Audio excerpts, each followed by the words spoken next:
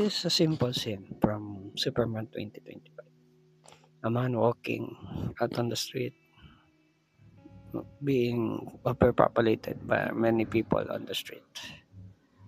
But look out and you can see that this guy is in the center frame as I have shown you.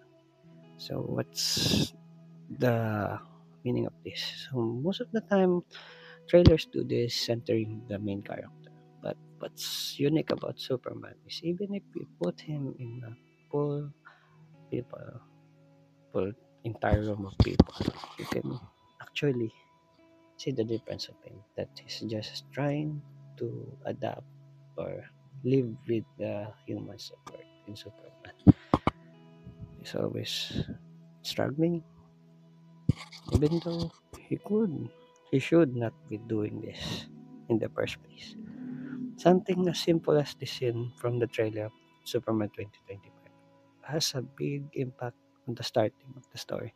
Even though there's no origin anymore,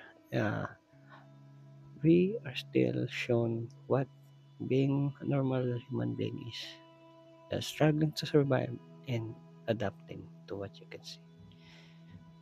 And that's something beautiful around something so ugly. We may not be seen by other people, but at least we are still there.